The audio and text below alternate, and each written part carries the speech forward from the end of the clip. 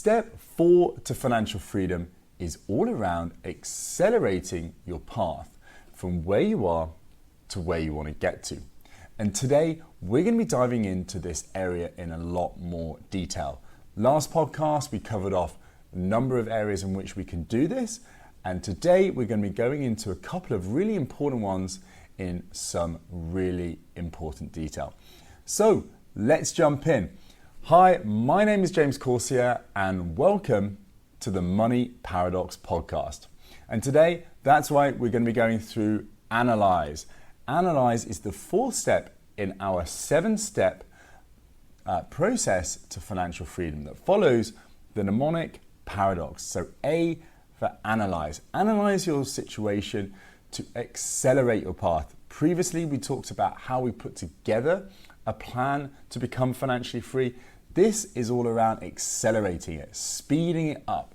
Not only that, but all of the things that we want from our life, all of the things that we think we're going to get when we become financially free, we want to get those into our life as quickly as possible, either now or certainly along the journey. We don't want to wait for everything until the end.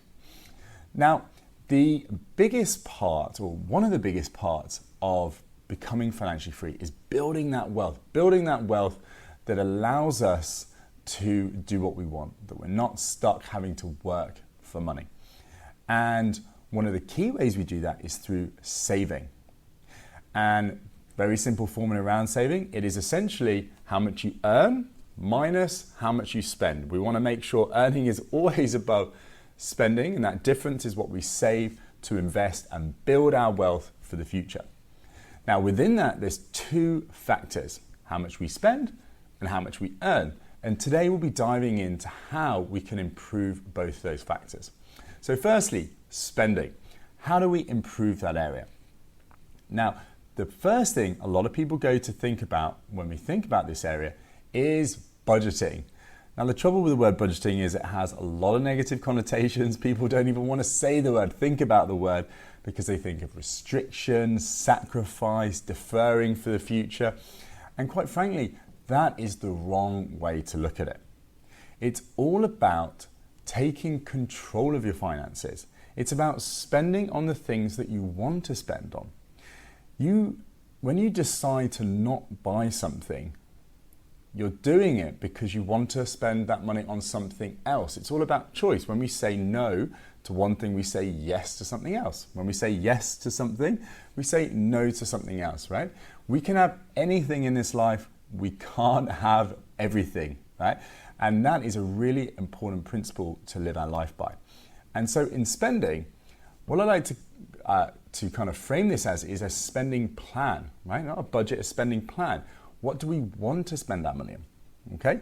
Now, a really powerful exercise, and we talked about this last time, is about thinking about our spending from a place of how much value or enjoyment do we get. So where are we spending money and getting not much enjoyment? Where are we spending money and getting a lot of enjoyment? And how much are we spending in those areas? Because just because we're spending money doesn't mean we're getting the same amount of enjoyment from that money, okay? Now, I gave a really good example in the last podcast, so if you haven't seen that, I do recommend it. Certainly kind of check that out before kind of diving into this in a little bit more detail. So we want to be thinking about how we spend our money based on how much value or enjoyment we get. So think about those areas where you spend a lot of money but you're not getting much enjoyment, and you want to be reducing those things. And think about the areas where you don't spend any money, or you spend a very little amount of money and you get a lot of value or enjoyment. So for example, think about when you're hanging out with your friends. Those are things where it costs very little, if anything, and you get a lot of enjoyment. And then for example, think about some examples that I've seen in my time are, taxis, drinks out. Certainly when you're buying a lot of drinks or rounds on nights out, it costs a lot of money. What about holidays? If you think about it, some holidays cost a lot more than other holidays. Now, almost all holidays are fun and enjoyable, but how much value or enjoyment are you getting from each of those holidays? it doesn't always compare directly to how expensive that holiday is. A really powerful exercise when you're looking at your holidays to get the most from it, to be able to get more holidays from the money that you're spending.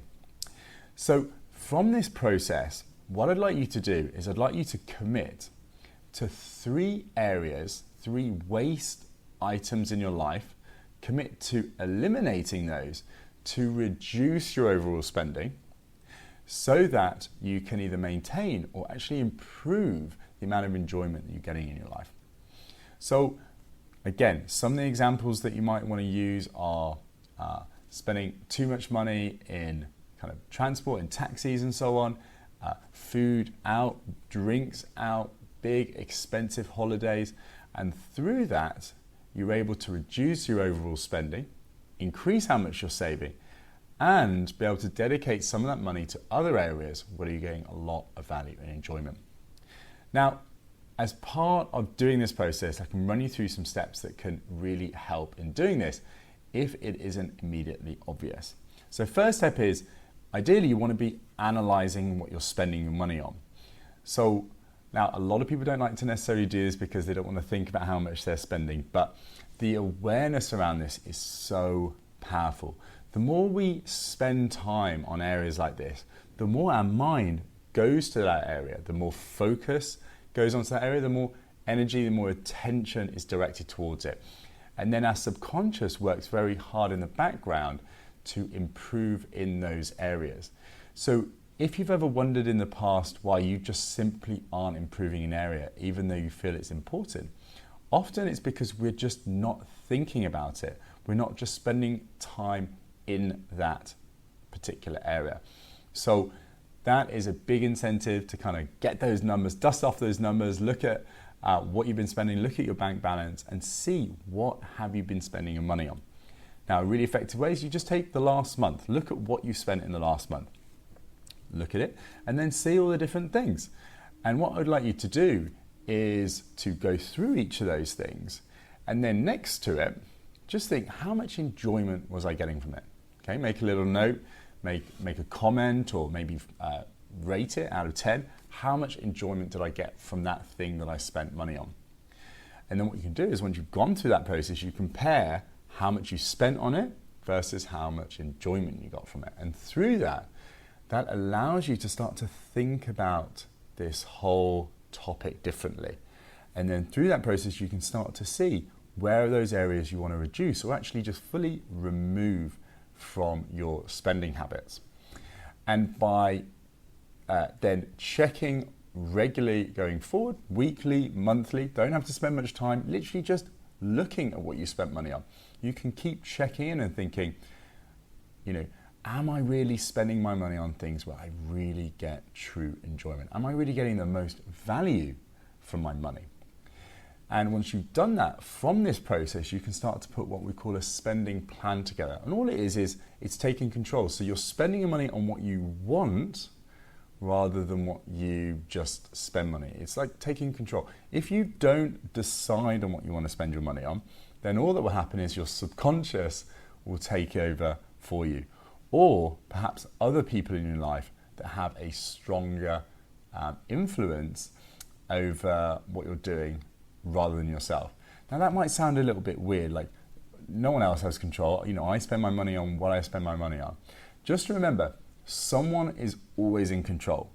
And if you're not in control, somebody else is taking that control instead.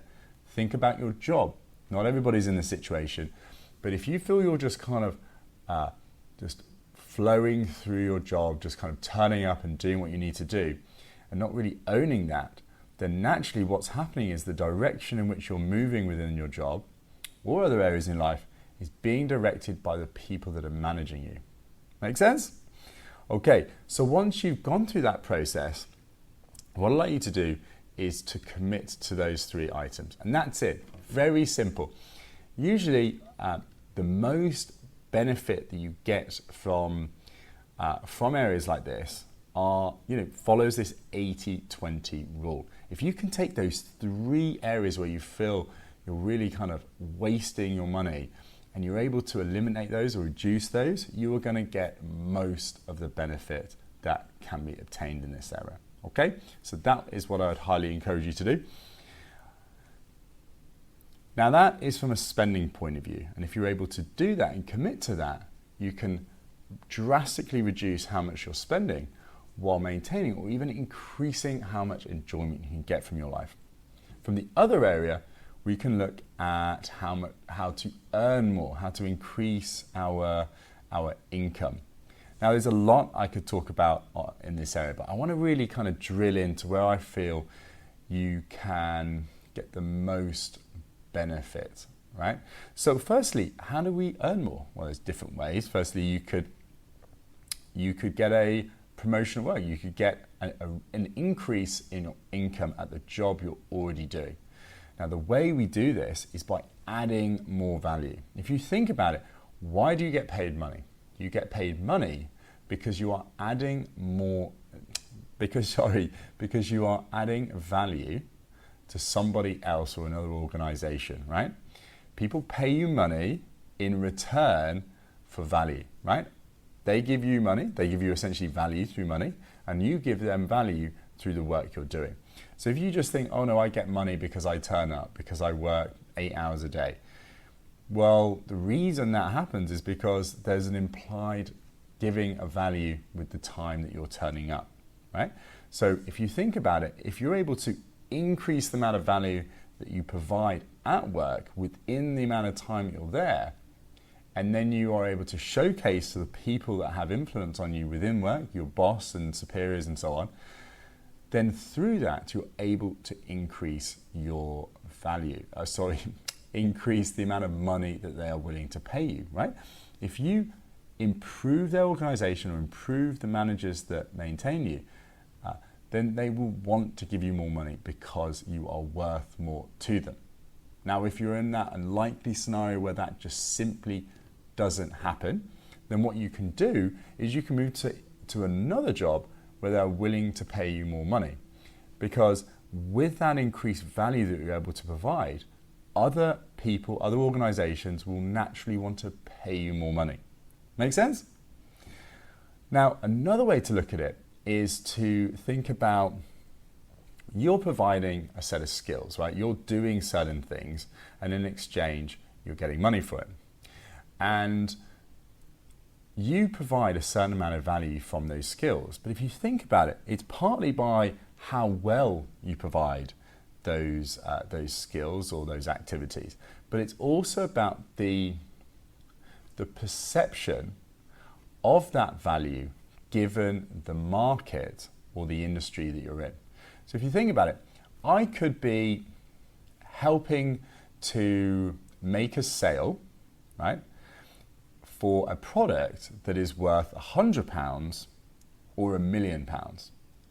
Now, if I was exceptional at supporting the sale of a £100 product, right, versus providing, supporting the sale of a £1 million product, but only just good. I was good at supporting the sale of a £1 million product. Which do you think I would get more money from? Is it the sale of the £100 product or the £1 million product? Well, it would be the £1 million product, obviously, and that's because even though I'm just good at supporting that, it is still good within an extremely large amount of money. And when you've got a product that is £1 million, then there's a lot more money to go around. There's a lot more fat that can be spread out among the people that are facilitating that deal. So it's not just about improving how good you are in what you're doing. It's about making sure you're doing it in an area where there is a lot of perceived value in that area. Think about footballers. Footballers get a lot of money because not just that some footballers are very good at what they do, but they do it in an industry where people put a lot of value on that industry.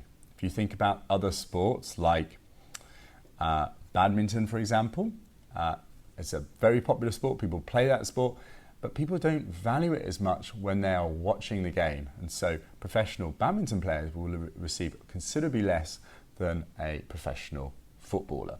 So if you're in an industry providing value, think about whether there's an ability for you to move to another industry where you could add another industry where your skill set is valued more highly, or supporting an industry where there is more money in that industry. Okay?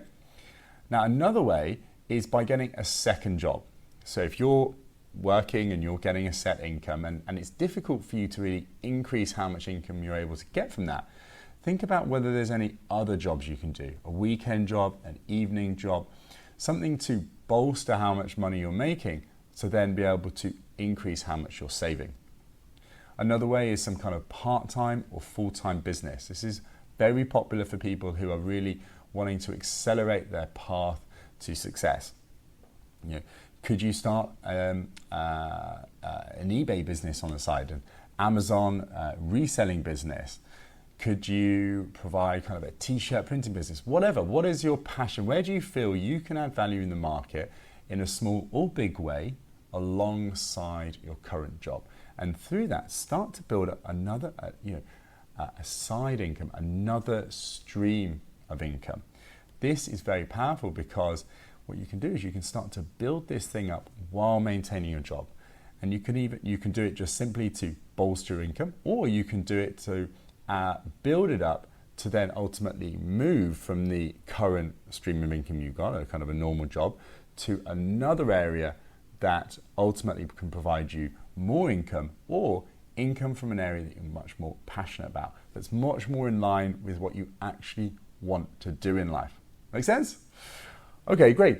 Another way you could do it is by buying a business. Now, this might not be relevant for everybody watching this, but if you are cash rich or asset rich, a very quick way to move into business is to simply buy it. Now, you've got to know what you're doing when it comes to buying. There's a whole set of skills around that, because you want to make sure you're buying a business that is profitable, that is cash rich, that cash flow is coming reliably, and that is a topic that is there's too much detail within that to start going into that within this video, but it is a very quick way of moving into a new area and starting to drive revenue from something that isn't just simply a job that you're turning up to, say, weekly or monthly. Lastly, creating a business partnership. This is very powerful. I've done this a number of times with different people, and there's some really strong benefits to this. One, if you've got areas of weakness that you know is limiting you in being able to build or start a business, you can find someone that bolsters those weaknesses. You have strengths where their weaknesses exist, and vice versa. And together, you create a very strong collective to be able to build something. Also, it's much more fun when you've got people that you're working with, you get on with naturally, then it fits part of the ideal way of living, the ideal kind of life that you want to live. And that is a really important perspective to kind of come from with all of this. It's not just about making as much money as possible, as quickly as possible. Whilst that's great, and there's some really powerful stuff that come along with this, remember, why are we doing all this? We're doing this to have the kind of life that we truly want. And if you really think about it, for most people, what we want is meaningful work and meaningful relationships. We want work that juices us, that fulfills us, that we feel we're making a contribution through it. Equally, we want relationships in our life that mean something, that we feel we're getting value, that those people care about us, that are fundamental to our lives. And the more we're able to combine those, the more we're able to get synergy from the whole of what we're doing. We're not having to kind of just work and then just spend time with our friends or family. The more we're able to combine that, the more value and the more of an impact we can get on our lives from the work we are doing. Make sense?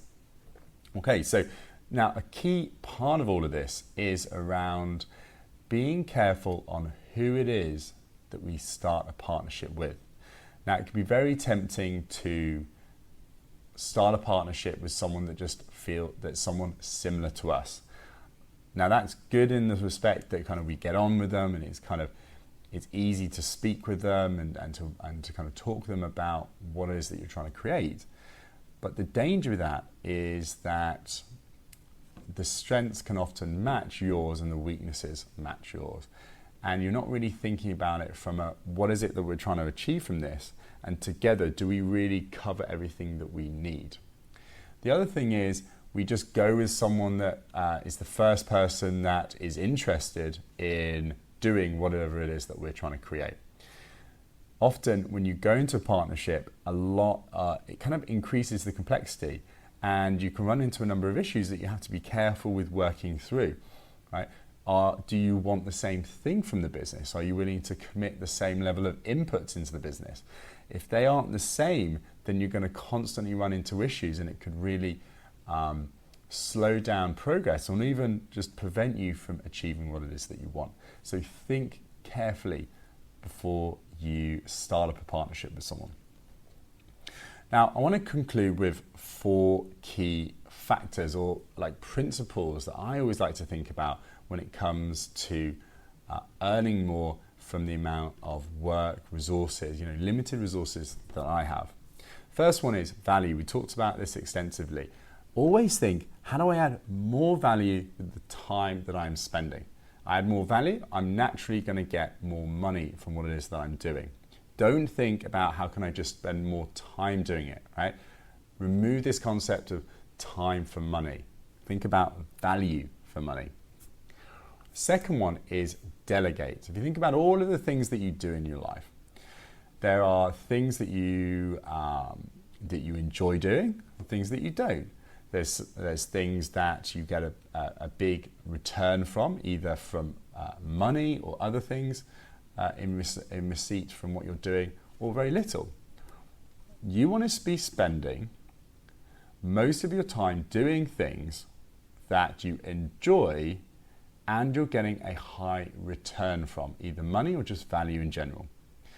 So a really, really powerful exercise is to go through all of the things that you do, on a daily or weekly basis, and then think of those things, which things can I delegate to somebody else at a cost that is lower than effectively how much you can make from that time, or how much value you can have on your life from that time. Simple ways are cleaning, could be jobs around the house, a handyman to help fix things. Maybe it's gardening. All of those things that can take a lot of your time, but you're not really getting much value from. And actually, other people could probably do it more effectively, more quickly, and cheaper than you could do it. Make sense? And with that time that you save, you can go out and earn more money with that time, and thereby accelerate your path to financial freedom. Third one is 10xing. Now this is very, very popular in the personal development sphere. So if you've heard it, great. This is just a reiteration for others that haven't. Really, really powerful. Whatever goal that it is that you want from life, think about 10 times that goal. So if you want to make, say, £1,000 from a side hustle, a part-time business, right, that you're trying to do alongside, think, what if I wanted to make £10,000 a month from that business, right? What would I have to do differently to be able to do that? Okay, so what you're doing is you're thinking completely differently. What you would do to make £1,000 a month versus £10,000 a month, completely radically different. And by doing that, you're naturally going to think and operate on a completely different scale. And at first, a lot of people say that's just impossible. Like, don't be crazy. I can't do £10,000 a month from a side business. I just don't have the abilities or the time. Well, the number one thing that a lot of very successful people say consistently is, you know what, one of the biggest things that I wish I did differently earlier is by setting bigger goals. Consistently, when I achieve these goals, I realize actually I could achieve much more. And that's the case for most anyone. In reality, our potential is far above what we're actually achieving. So please bear in mind that by multiplying an outcome by 10 doesn't mean it's unachievable. It just means you need to think about the situation differently. Okay? Now the key part is once you've multiplied that outcome by 10, you then want to multiply what you think you need to do to get there by 10. So to make £10,000 a month, start to think about what you think you need to do to get there. Write all that down. And then multiply that by 10. Now what you're going to start to look at is the kind of activities that just seem huge, right? Now the point around all this is not to be put off by it, but to start raise your level of standard, to raise the level of what you think is possible and what you feel you need to do to be able to achieve it. And when you start to think like this, you can start to get much stronger results from your life. And okay, so you may not get £10,000 a month in this example, the 10 times outcome, but because you're thinking about an outcome that is so much higher than what you originally thought about, and you're putting the kind of effort in that is way higher than what you're originally looking at, by doing that, the kinds of results that you're going to get in your life are going to be hugely, hugely higher than what you would have originally got. All right? Now the last piece, and this is really important, is about lag time. Often people spend time working at something, keep pushing, spending time fostering a business or trying to add more value at work to raise their income. And then they don't get more money, right? They're not seeing those results come through. And so they get frustrated, they get disappointed, disillusioned, and often stop what they're doing. Now, this is the worst thing you could do.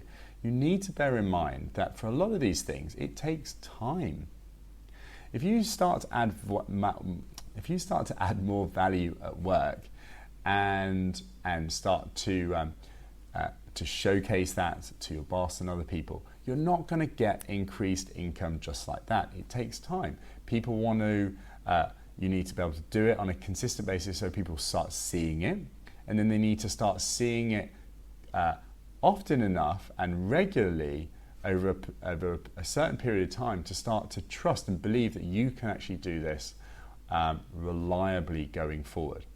Then they need to start thinking, okay, well, if this person can reliably add more value for us, then I need to start thinking about, well, how do I make sure we keep this person? How do we make sure we remunerate this person based on what they're providing? Then that will naturally take time to put in place. You know, they need to speak to people, change incomes and so on. You know, certain organizations, that just takes time to do. There's also a certain level of ownership there, right? When you start to add more value at work, you want to be talking to these people. You want to be letting them know that's what you're doing. You want to be understanding how you can then convert that to a higher salary. What's the process to apply for an increased amount of money from your job? All of this takes time. It's not just about adding more value and then all of a sudden getting that higher income. It's not just about, oh, I'm just going to start a business, spend time on it, and then immediately get money from the business. These things take time. So bear in mind that lag time, and just know that if you consistently add more value in a particular area in your life to other people, ultimately you will get more value back. And if it's in the area of work, it's going to come back in more money, either directly or indirectly. So I'll conclude there, guys. What we've been talking about is how we accelerate our path to financial freedom. And we've looked at two areas in particular: how we reduce the amount of spending while maintaining how much enjoyment, how much value we get from our life, and increasing the amount of earnings, the amount of income we get from our life. By doing that, we increase the gap between those numbers and thereby able to save more money, and through that invest it and build our wealth and our path to financial freedom even quicker. That's all from me, guys. I hope you've enjoyed the video. If you have, please like, share and comment. Subscribe so you can see future videos.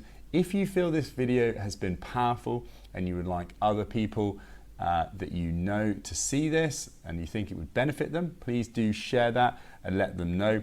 If there's any kinds of content that you'd like to see going forward, that you'd like to see me talk about and you think would be useful for yourself or other people to watch it, again, let me know. I'll make sure to do videos in that area as well. If there's some specific feedback you want me to do, you want me to cover off, you want me to do a big deep dive, a really long video, or some quicker videos, again, let me know and I'll look to do that. I want to make sure that this content is as valuable, as helpful for you as possible, because that is ultimately why I'm doing this. So that's all from me, guys. I hope you've enjoyed it. Enjoy the rest of your day and take care for now. Bye-bye.